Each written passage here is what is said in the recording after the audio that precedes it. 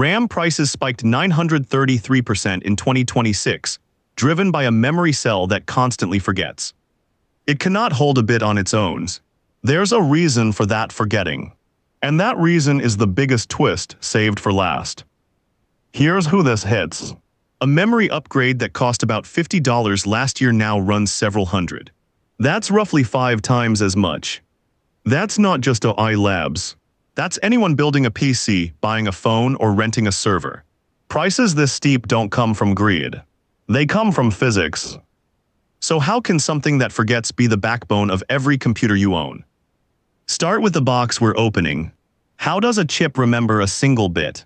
Most people picture memory like ink on paper. Write it once, it stays. It doesn't work that way here.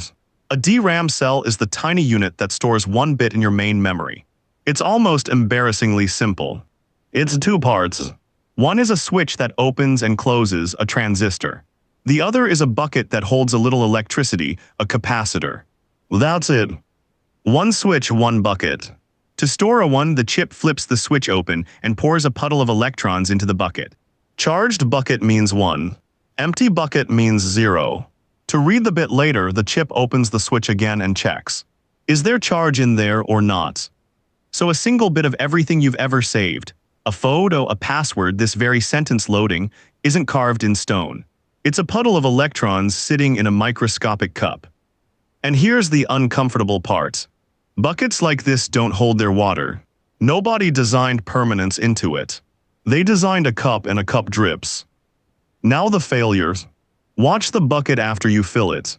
The capacitor leaks. Not over years. Over milliseconds. The insulation around that microscopic cup isn't perfect. So the electrons slowly seep out through the walls and the switch, and the charge just bleeds away. Fill it to a 1, walk away, and in a few thousandths of a second, that 1 is fading toward a 0.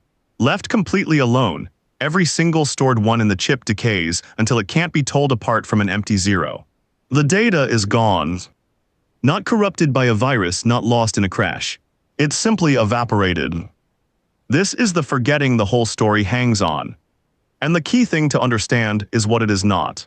It's not a defect. It's not bad manufacturing or a cheap chip. A perfectly built, brand new DRAM cell forgets on exactly the same schedule as a 5-year-old one, because the leak is physics. You cannot build a real-world insulator so perfect that a puddle this small stays put. The electrons will always find a way out. So we have a memory made of billions of cups, and every cup is dripping all the time, whether the machine is busy or asleep. Which raises the obvious problem. If the whole thing is quietly erasing itself as fast as milliseconds, how does your computer remember anything for longer than a blink? Here's the fix. And it's the reason your memory works at all. It's called refresh. If the buckets are always dripping, you send someone around to top every one of them back up before it runs dry. That's exactly what the chip does. On a schedule, the memory controller reads each row of cells, sees which ones still hold a 1, and immediately rewrites that 1 back to full strength. Read it, then pour the charge back in before the leak wins. And it never stops. This top-up sweep runs thousands of times every second. A typical rule is that every row of cells must be refreshed at least once every 64 milliseconds. So the chip is constantly racing around, patching up puddles that are constantly leaking. Here's the part that surprises people. This is happening right now, even if your computer is sitting idle on the desktop doing nothing. There's no such thing as nothing for DRAM. As long as it has power, that refresh loop is running, rewriting billions of bits over and over just to stand still. Turn the power off and the sweep stops. And everything in it vanishes in an instant. That's why it's called volatile memory. Pull the plug, lose the contents. So the reason a forgetful chip can hold your work isn't that it stopped forgetting. It's that we out-refresh the forgetting every millisecond forever. Which sounds absurdly wasteful until you see why we accept it. So why on earth would we build memory this way? Why choose a cell that forgets and forces a machine to babysit it forever? Because of what that tiny leaky cup buys you. Size. Remember, a DRAM cell is just 1 switch and 1 bucket. That's the smallest a memory cell can practically get. And when each cell is that small, you can pack an astonishing number of them shoulder to shoulder. We're talking billions of these leaky buckets etched onto a single fingernail-sized chip. Billions of cups, each one dripping, each one getting topped up thousands of times a second. And together they add up to the gigabytes of memory in the device you're holding. That's the trade the whole industry made, and it's a coldly rational one. A more permanent cell, one that didn't forget, would need more parts, take up more room, and store far fewer bits in the same space. So engineers looked at the leak and shrugged. The forgetting is annoying, but refresh is cheap, and density is everything. One capacitor, one gate. Small, dense, and dirt cheap to manufacture at scale. That single decision is why DRAM became the standard main memory in basically every computer on Earth. Not because it's elegant, because it's tiny. And that tininess, that willingness to forget in exchange for cramming in more, is about to collide with something nobody planned for. Now here's where it gets expensive. For years, this leaky little cell stayed cheap and boring. Then the AI boom hits. And it hit demand like a freight train. Every AI data center is stuffed with graphics chips crunching numbers, and those chips are starving for memory to feed them. So operators buy DRAM by the truckload, and especially a faster stacked kind built for AI called high bandwidth memory, or HBM. These are chips piled vertically to move data quickly. Reports put a single top graphics card's memory alone in the thousands of dollars. That demand is enormous, and it pays enormous prices.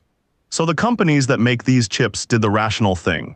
They shifted their factories toward the high-margin AI memory that data centers are desperate for. But a chip factory only has so much room. Every wafer they aim at AI memory is a wafer not making the ordinary RAM for your laptop. The consumer supply didn't just grow slower. It got actively starved. Squeeze the supply of everyday memory while AI demand explodes, and you get exactly one result. The price rockets. That collision is the 933% spike. Roughly 5 times more for the same stick that sat in a bargain bin 2 years ago. Same forgetful cell. Same dripping bucket. The only thing that changed is who's fighting over it, and how much they're willing to pay.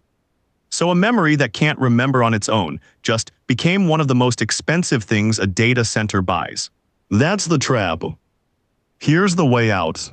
So follow the whole chain back and it lands on one thing.